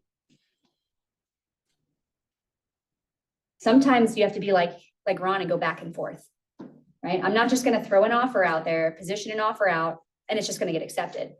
Sometimes there's counter offers, so prepare them for that. Hey, hopefully we can get a counter offer off of this offer, right? So that they're not just going, wait, what? They didn't accept our wonderful 20,000 below ask price offer, right? So making sure they understand that this is going to be a process of negotiations, and that when we have good faith on the front side and we're not asking for a lot of stuff on the front side, it makes it easier to ask for things on the back side. What's the back side, you ask? It's the negotiations of repairs, right? So if I go in and I go in low with conveyances, with contingencies, then when it comes down to the negotiation of repairs, they've already been beat down, right? They're less likely to do some things. Whereas if I go in with a good full price offer, nice and smooth, I keep the energy high, everything's going well. Hey, there's some deals here, needs a roof, needs a HVAC, whatever. I don't mind asking for those things at that point, right? So you see how that works, how it is always going to be back and forth. And when we go in nice on the front side, we can ask for more later. We go in too heavy on the front side, we may be shooting ourselves in the foot for some major issues later. You guys get that, yeah? And then always just the Y4C2Ts. If it's not a win-win, it's a no deal, right? If you're not winning, I'm not winning, they're not winning, this isn't gonna work, right? Do you ever feel like you're pushing a square into a round hole and you're like, this just isn't working? Eric's like, she knows exactly what that feels like. I'm trying not to say anything. No, we know, we're here, we're good. This is a place to talk about these things. But that's where it's okay to fire somebody. It's okay to say, hey, I'm not the best agent for this. I'm gonna refer you out, right? I wanna make sure, but in this case, Susan's taken this person all the way to the closing table and they're gonna be together forever. All right, so we're gonna do one more activity here. All right, so go ahead and flip, and let's change up partners. You guys okay with that? Okay, we're gonna change up partners. I'm literally gonna read this. Is that okay? All right, choose a partner and select who will play the part of the buyer agent and who will play the part of the listing agent. So find a new partner, which requires moving around the room. Review your role below. We're gonna go over this together. Using what you've learned in this course and your supporting material, you're gonna take a couple minutes to prepare for a negotiation, present your case to your partner, and practice this positioning. You're gonna go back and forth Coming over here. to get a win-win. So the answer is not gonna be like, yep, that sounds good. You're gonna give a counter. You're gonna go back and forth. So here's the scenario, and I wrote the facts only on the board. Scenario, it's a 4-bed, 3.5 bath home listed at $350,000. It's in a well-established neighborhood. The house will require new carpeting throughout the first floor and a new garage door opener, not a whole garage door, okay? 3 offers have been made, but all were below asking price. So those are the facts. 350 for 3.5 needs carpet, garage door opener, and we know there's 3 offers been made, but they're below asking price. Raise your hand if you've chosen to be the buyer agent in this scenario. What do you want to do? Eric's the buyer agent. You're gonna be buyer or the listing? Doesn't matter. Ray's the buyer agent. Sure, I need And Camila's the Right, buyer those agent. things. Okay, buyer agent, listen up. Your buyers are making an offer for $340,000. They have been pre-approved. The buyer would like to close in the shortest time possible since they're moving from out of state and need a home for their family. Since they are leaving their appliances at the current home, the buyers would also like all the appliances to be included. Okay? Listing agent, raise your hand. Susan, Ron, and Jackson. Your sellers have raised their family in this house and you are selling and have many friends and family in the area. Since their children are now grown, they no longer need the amount of space for their current home provides and have purchased a home in Florida. They would like to give all the appliances to their daughter who has just gone through a divorce. They will not be moving until they've sold their current house, and although they'd like to get to Florida as soon as possible, they are ready to stand their ground regarding price. All right. Everybody just live in that scenario. Think about it. Read it again. If you're the buyer agent, read the buyer agent part. If you're the listing agent, read the listing agent part. What I need you to do is present your case. So you're presenting your offer buyer agent of 340 with appliances. Practice your positioning and go back and forth. You're going to negotiate back and forth. What do you guys think? 5 minutes? So is it? so- prepare to negotiate. 3 or 4 minutes to prepare and then get to negotiating. We've got more than enough time. So I'm going to give you guys as much time as you need. Probably no more than 10, 12 minutes. I feel like I'm in high school To again, I'm actually on get this trial. deal done. Right? I didn't know if like, Now, you are going back and forth. Do not just accept the first thing they say. Stand your ground, but also reach a win-win. Is everybody ready? Am I clear as mud or do we get it? Jackson's looking at How me like, long I has don't it get been it. on the market for? Ooh, that's a great question. I don't know. How long? We've already had 3 offers, I would say 30 days. 30 days on market. Can we all agree? Yep. I'm gonna put that up on the board. That's one of the facts. We are on the market 30 days, What are average days on market? 40. Okay. 40 DOM. And we know our price is somewhere right because we're getting offers, but they're all coming in below. How much below? Uh, Well, the listing agent knows that. The buyer agent doesn't. I tell you. Which means Shanna doesn't know. All right, so I'm gonna give you Whatever you guys think. a couple minutes to prepare yourselves, and then I want to hear you start negotiating, and then we'll come back together in about 10 to 12 minutes and look and see. You ready, set, go. Just to minimize. You're like, get out of here, Jack. No, I can't hear. I get distracted. I find like closed rooms. I get it, I get it.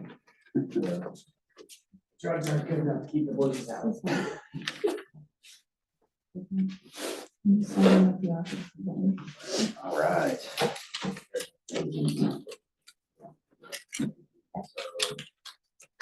Had a buyer for your house. Ring, ring. And, Every time we they role wanna play, make she a does the same thing. $300,000 offer Or on your knock, knock. house. I love it. And all the appliances, they're moving from out of state, so it's kind of hard for them I guess to you have to shop for all the appliances stuff, so like, they would like all the appliances as respond to well me, to go no? along with that Like- price. Okay, And, so I everything, am so that's kind of looking their, The Um, offer first, for what they wanna 40,000 for the What kind house. of, Okay, Camilla, closing date are we looking I'm just at? responding How to your soon do they wanna offer. close? And right, I 30 am going days. to respond with, They wanna move here right away, get into the house and. the appliances are not on the table. So 340, As far as they already have plans appliances, for the 30-day appliances. close. Yes, And so that's not something that we can add into the I'll go ahead and offer. present that to my clients. okay. Plus with the 10,000. I'll send you a bunch of emojis and text messages. A ballerina dance. So weird. That is, anyway. All right, I talked to my clients Yes. and they are pretty firm on the price, the 350, and they are not including appliances. Oh, okay. They're not gonna be moving, they're not in a hurry, but Because they would like to get to. but they are pretty firm on I that think that price, they so. could. Okay. So, To Have you guys had any other offers on Okay. that property? we've had some other So I'm offers. supposed to talk to my buyers and tell them that. How are those offers going? Ring, ring. Are we, So- do we have permission to tell them Yep, about the other offers and all that jazz? yep, and it's up to you if you want to tell them about it. Okay. But you have permission to do whatever you want. Have you, I can ask you that, right? Yeah, we've had Have 3 you offers. guys got Okay. any offers? Yes, we have had 3 other offers on this property. They're all. Do you mind me asking Okay. the price? Okay. One was 325, one was 330, and one was 345. And they're pretty Okay, pretty And they were set all- on the appliances, correct? okay. They are. But not they are because of set. the I'll see what I can Not do. because of the appliances, none of those people want to ask for the appliances. How about we Carpeting. offer I noticed 345 too. with the Oh, and a appliances? garage door. The Yeah. appliances are really not on the table. They already have plans for. Well, I the noticed that appliances, And so they need some new carpeting, right? According to the, the appliances are worth $4,000 or Details. $5,000, so you're still giving me an offer that's less Yes, that than is true. what it was 10,000. before. Let me talk to my. And they How turned much down back and forth do you want? Do you want 345. counter, So or do you want to just kind of? Just get to a win-win. The buyers are Really? the So sellers we're are not that not. yeah, 10,000 you're right. plus They're the not in a carpet, place where garage they're door opener, anxious. They do want and to sell the maybe house, something with but they're appliances. not desperate to move. Okay, so So are they willing to put new carpeting in there with that full price? No, forget about that. Let's just focus in on the appliances. Yeah, we didn't talk about the carpet. You didn't Or ask me the about new garage. Or the garage door opener. Garage door opener. I mean, I don't think we're too concerned about the garage door opener, but Okay. the carpet, so on the other hand, that could get kind of costly. Yeah. If now if with my a full buyers price offer, offer full I can present price, that to will a they full be price willing to with fix, the like, carpet, but to the appliances are Yeah. kind of spoken for. put the new Okay, okay, carpet that and makes sense. the corridor, Another thing we could garage possibly door do opener? is, We would give, you're at 340, we're at 350. they have we talked do about that because they know that the carpet needs to be 345. replaced. Uh, They would be willing to do a With that carpet $3,000 Okay. carpet allowance allowance. if we had a full price offer, yes.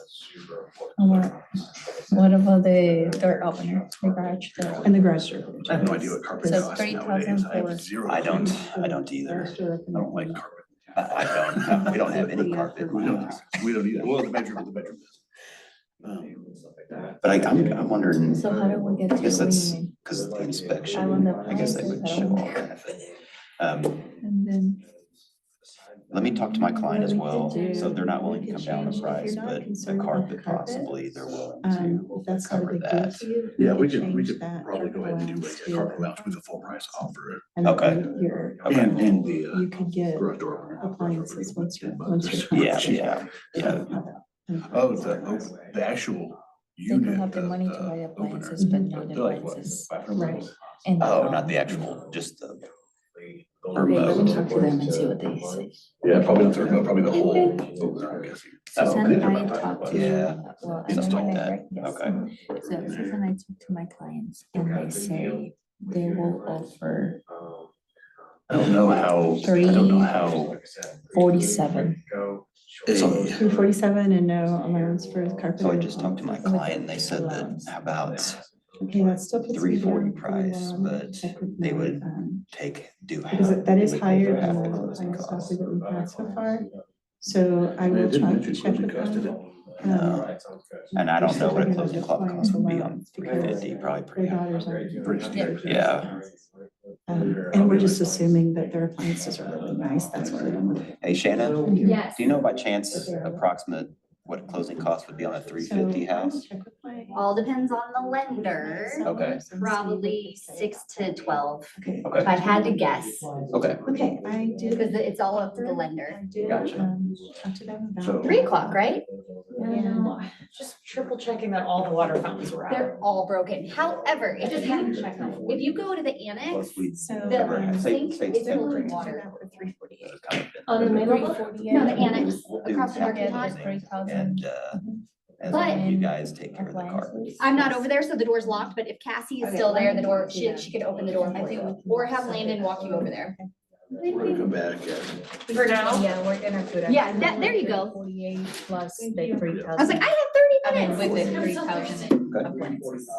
Yeah, and we can write that so that if they decide that they. would really Just a like couple to- more minutes. once They see. the Allowance, carpet, for maybe carpet. they- Cause they're out of appliances or town. Whatever you want to do. Once they see that, if they wanted to use it for the carpet or. For appliances, whatever. 348 plus the 5. Yeah. Okay. Does that include like Okay. my so buyer 348. paying half the closing as well? 3,000 Or is that- concessions. Is that just part of the 5?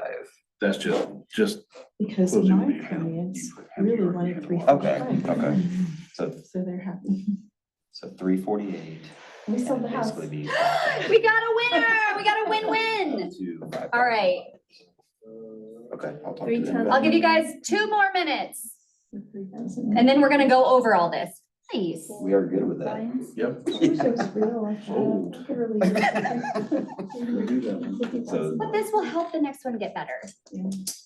I offer you 345 and you say no first. 348. But that was because you were still asking for the appliances. So it was gonna be less than, it was gonna be less than that. 'cause Well, there's, for the 3,000 you're gonna give me, there's, the offer will be 345. Right. I mean, it's we were pretty asking for standard. 345. It's not like Plus the the thing where it's like, And oh, the it should appliances are worth No, they were- $5,000. Did we get to a win-win? So Are we sure? No, I'm just kidding. They were- they weren't That would have far given off me on an price, offer really, for considering. 340 because Yeah, the and- appliances are worth Not 5,000. at all. So anyway, we still got to where my clients wanted to be. 345. I think that's a good deal. Were you stressed out yesterday? Yeah. Whenever I texted I know, you? it's a win. I was so stressed out. I was like, geez, good luck. That's really short and sweet, wasn't it? I was. I wasn't even my line gonna of tell work, you my to last role word is play. like, I was gonna tell you I'm about struggling like with the this open because house on Sunday. And I was Yeah. like, hey, Susan. Like- And then I texted, I told you to text She me feels back. bad. I mean, I Maybe in would text also me. I feel didn't bad because about my stuff, whole but I'm not day. gonna like. I bet. I told Manfred last night, the whole day. It's No. just like, as you- Especially somebody That whole day that's like yesterday, you laid with everything my out to kids them, really hey, this is, young, you need to it take this, just this is started probably the out best. bad, and Although I am glad, because we Yeah, put when the you offer in pretty, like, the So second, today was like, I'm so come glad I don't back, have anything else going on today. pretty late. because Yesterday. So we didn't night, hear proposal the actual hearing, yes till, proposal hearing for I her. don't remember what time it was, but I'm glad it came in before I went to bed. And I may have lost the sleep hearing waiting to itself hear was from the also offer. True, You know, So on all those negotiations you did, was everything just like, no, we're gonna do this and then we'll send it back, Yeah. like the contract? yeah, I on the, appreciate on it. the, what's it called? counter, the sheet, Really? all you put on there is what you're changing. Oh, okay. So all the other conditions that were on the original offer, as long as those are all still good, so you're only just changing. That's the price, another you just thing, put and the I didn't price want to there. say this, Oh, remains and I'm not being Okay, so it's just a culturally one-page form. racist or biased. One Or- You're filming. fifty-five, send it back, and they'll either sign it or initial. It's not that bad, we're it's not gonna- So bad. everything, everything else, Yeah. like, it's just They, basically a form, It's a and that's all you one put sheet. in there.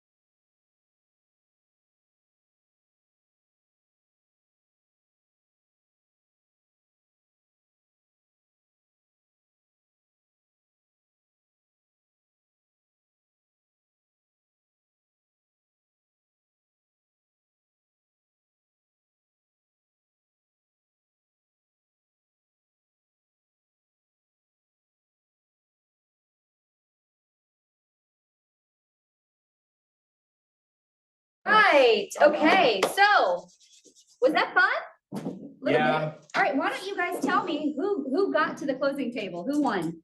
All right, We're all one. we all got We all there, won. Or no right? deal. Right? Win-win or no deal. All right, so, Phyllis, tell me a little bit about your process. Oh, I just offered him what the original thing was in here. Which wasn't, I mean, that is, I'm gonna take That that. wasn't a bad Right. offer. Yeah. Take it and go. Yeah. So we just kind of started from that point Mhm. and stuff and started doing kind of smaller things, and then it got, Where'd you guys finish? 348 with a $5,000 allowance, so you can do carpet or whatever. I love that. 348 with a $5,000 allowance netted the seller what? 340. 343. Not bad. All right, what about you guys? Where'd you end? I got my 340.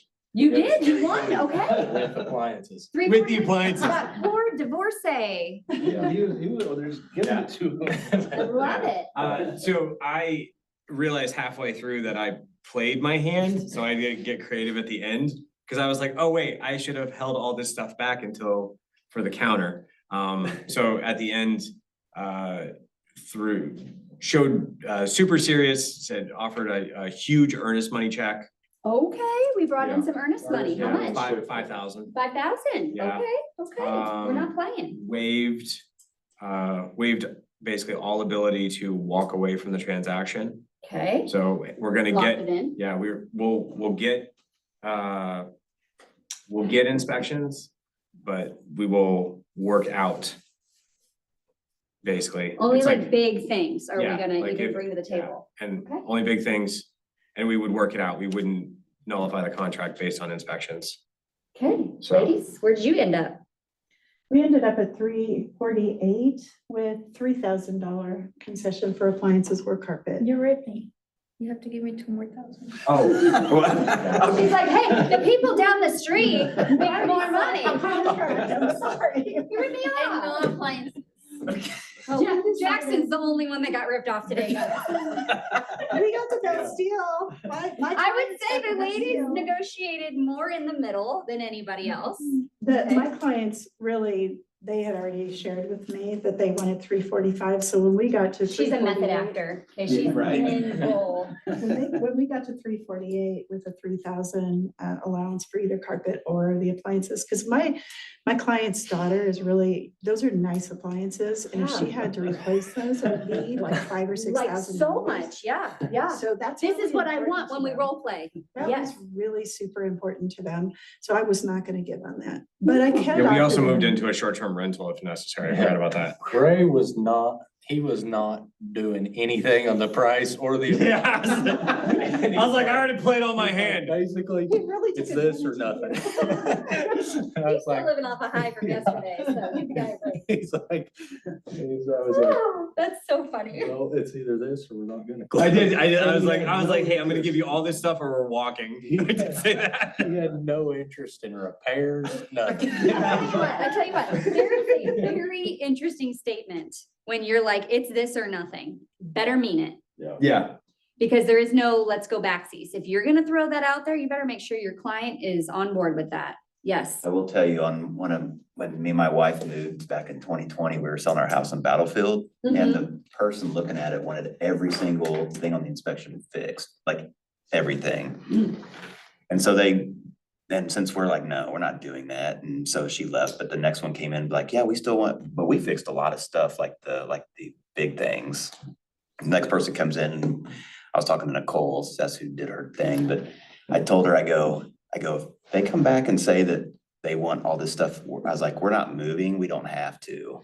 And she goes, okay, 10 minutes later, they want your house. Cause I was like, so I was like, That play will work, yeah, but you gotta make sure we were, that you're we good, wouldn't have just walking moved. away. So, Know when to fold When them. you say, I don't have to move, I'm just seeing if I can sell this house. You know, if I can sell the house, it's great. I have this idea of what I want to do. But what I was telling Camilla was, they really don't care if they move right now or not. They're not really They got highly it. motivated. They so- know when there will be a point, when there will be a pain point. And at that point, you're gonna get there. But this was great because she understood exactly where her people needed to be. So this is real. This That was the is, top of their price range, so that's why we were willing to walk away. yeah. We And were ready to walk yesterday if they were coming, wouldn't go. yeah, you knew your, Five or lower, we were gonna walk. yeah, he knew the threshold of where she was gonna say no more. And here's a little side tip. Hey, I wanna offer full price. No, hold on. I wanna offer on a $200,000 house, I wanna offer 175. Okay. All right. If we lose it for 176, are you good with that? Well, no, I would, okay, well, let's pretend we don't have the option to come back. What would you offer then? Okay, well, let's offer 180. Okay, so I can assume that if we lose it for 181, we're good with that.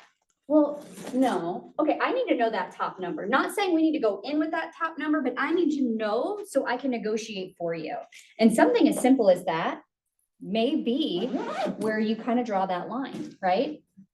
I'm not willing to go a penny over 340. Was that what it was? Yeah, not a penny over 340. So 341 is off the table. You're okay, you walk away. Well, you see where I'm going with that? Do it as many times as it takes to get to that number. And as soon as Ron says 155 is her top, so 156 is off. Yes, okay, then I know exactly where we need to stop this negotiation so that I can confidently say, Camila, this is my best and final offer. Oh, Susan's got thoughts. Let's hear them. I just had a thought of something that happened to me one time. I had somebody from Florida moving and they saw the house once. I was selling a house in Nixa and they wanted to know if they could buy the furniture too. So they could just leave their furniture in Florida, sell it, not have to move furniture. And so I said, sure, for $50,000 more, because that's what it's gonna take. For you to buy new. Replace that furniture. And they came back with, no, would you be willing to sell certain pieces? And so we just kind of pieced it out on certain things. Don't get in the That middle of was- all that, friends. It's tough. I That was brokered really- furniture once. That was really, for me, it was like, okay, I would consider that, but you have to understand that I'm not just gonna give this furniture away, because I have to get new furniture. I'm moving Well, somewhere the cost of the else. new furniture is exponentially more. Yeah. Yeah, so don't let them just walk away and be like, oh yeah, super simple, super easy, right? Like, what's it gonna cost for you to go buy a new bedroom set? That's why I wasn't And the time giving, and the that's why energy I and the wasn't moving, giving on the waiting. appliances. Yeah, because what if those are really nice appliances, not standard run-of-the-mill appliances, but really nice refrigerators and stuff. That stuff's like thousands of dollars. And I heard one of y'all say, I don't even know what the going rate for carpet is. Go to Lowe's this weekend and go see what all that looks like. Just builder grade. Don't go fancy, don't go super cheap, right smack in the middle. Decent quality, but not gonna break the bank. $3 a square foot. Yeah, I was gonna say, you could just ask her.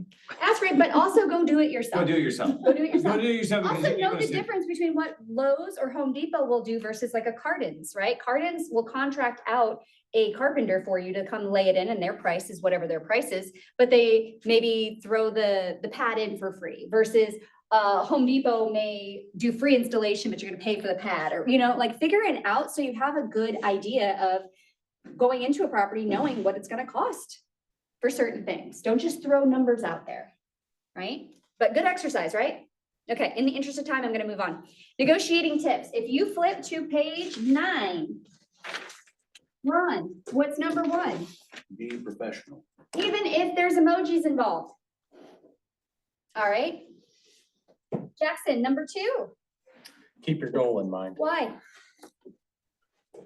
because, I mean, without that, you really. What are we you don't working know. for? Where's the common ground that we're trying to get to, right? Number 3? Pay attention to your communication and tone with anyone involved in the transaction, Ooh, control what you say. especially in text messages. You create anxiety with the words or the tone you choose unnecessarily, right? Don't text dang Dang. as a one-word response. Oh, yeah, somebody did do that. Somebody Don't do did that. Don't do that. Did you do that? I'm just kidding. I think that, do you get a text like that I or was did. someone I- else? Oh, yeah. Oh, yeah. she He was got a- asking me, if. Wasn't me, was it? buyers- No, it wasn't you. Dang. It was a real estate listing agent, and he was asking me if the buyers were going to come in, going to do an offer.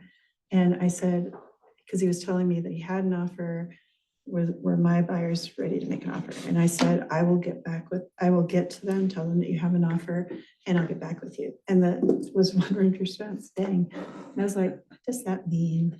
I almost asked, but I didn't. Yeah. I just Um, assumed. Yeah, so Assumed it wasn't good. yeah, no, that's interesting. Yeah, don't do that. But pay attention to how you're communicating with those around you, right? Because also you never know where your next deal is coming from. We do not need to be an alarmist, right? So when something's going wrong, we've already got an emotionally charged individual on one side of this transaction at minimum, right? Meaning the buyer has emotions. They are leading with emotions. They feel a certain way. And when things don't go right, do you think you're making it better or worse by being like, oh my God, my hair's on fire? Worst. Yeah, don't do that. We had an agent that used to work for us, and I'd be like, oh my gosh, don't say that. What are you saying? Give me the phone, right? Like, be very careful there. Be a duck. Do you know what I mean by be a duck? No, but that is one of my most favorite things. Be cool on top. Yes, what's going on under the water? Those are crazy legs, right? But I'm a happy duck up here. I'll just, I don't. Oh, hey, that actually kind of looks like a duck, right? And then I got water and then my legs are going crazy down here. They don't need to see it, right? People are gonna be like, what is she up here drawing? Right? All right, what's the next one? Number 4, somebody read me number 4. Continually refer to your client's motivations when speaking with them. Remind them why we're doing this, because it all ties back to their motivation. Don't we want to get to Florida? Don't we want to get these appliances to our I just killed the husband. The divorcee daughter, right? Reminding them of their motivation keeps it where it needs to be. All right, Ron, what's the next one? Don't reveal too much, listen more than talk, keep your client's motivation close to your chest. Right? A lot of times we just need to do this. Right? Wait, why am I talking? Silence is very powerful, okay? And what's this last one? Susan? Don't be attached to the outcome. Don't take it personally. Don't take it personal. Don't be attached to the outcome. Don't spend that money. Don't get through that transaction already, right? Don't get too attached to the outcome because we miss what's going on in the present.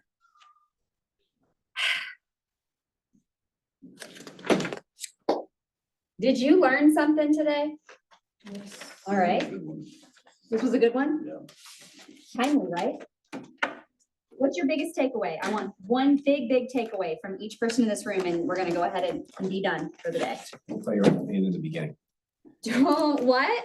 So don't play your whole hand in the beginning. Don't play your whole hand in the beginning. Keep it close to the chest, right? Don't give them everything, okay? This role playing just helps so much. Just because I haven't done the negotiating part with anybody role playing yet, and that was really good. So beneficial, right? So now that we've gotten through a lot of like the lecture stuff of group coaching, you're gonna see a lot more role play stuff. All right, Jackson, what was your big one takeaway from all this?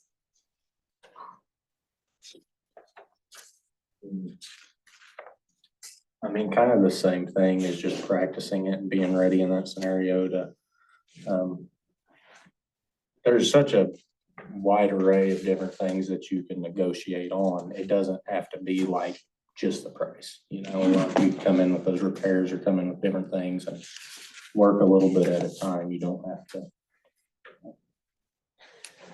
Yeah, no, absolutely. Ron? Just in time. The ahas. We got 3 more ahas. Mine was be professional. Be professional.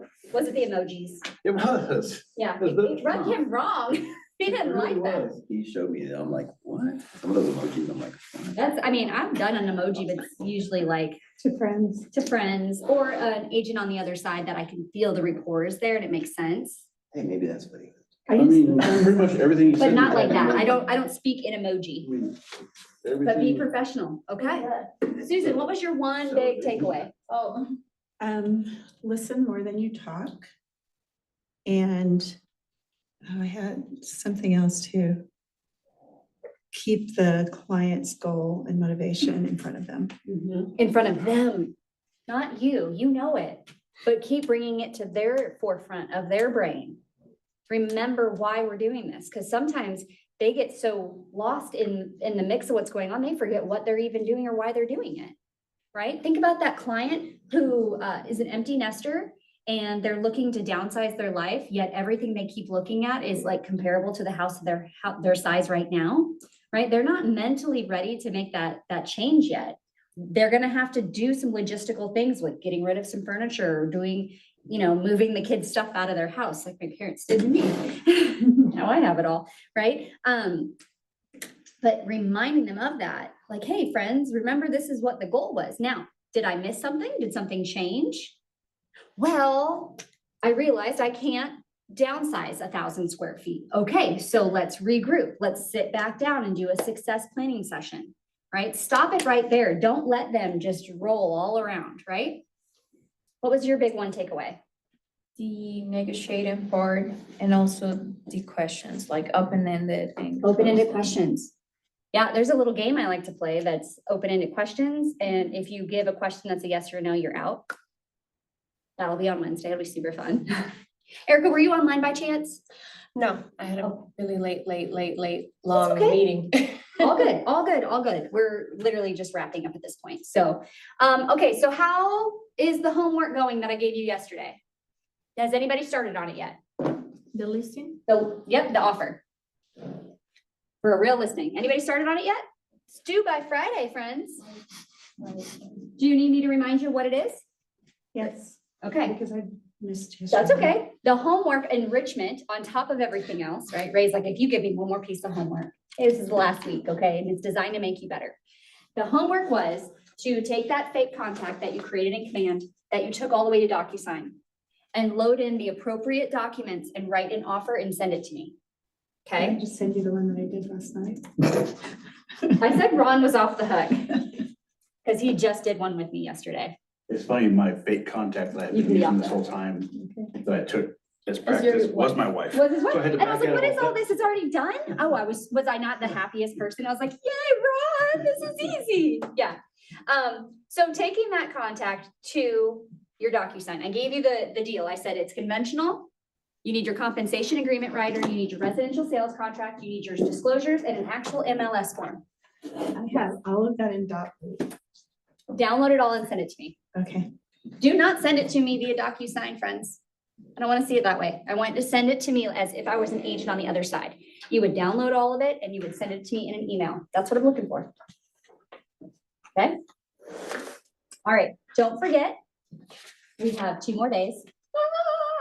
Who's ready to be done with Ignite? Yeah, I thought so. I know you'll all miss me, but you'll still get me on Wednesdays. And I'll actually have more free time to spend with you on one-on-ones because I won't be in this class preparing. So 2 more days. I haven't decided if I'm gonna skip my call and be with you tomorrow or if I'm having somebody come in. And then number 2 is on Friday. We have our party afterwards. Please bring Bebe. Okay, super exciting. That's it, team. Super proud of what you're doing. I'm super excited that Ignite is ending and that you guys will all be 1 step better, 1% better. It's a great meeting. Thank you, Shannon. Thank you. You are so welcome. You are so welcome. Hey, where do I go to find prior utility bills?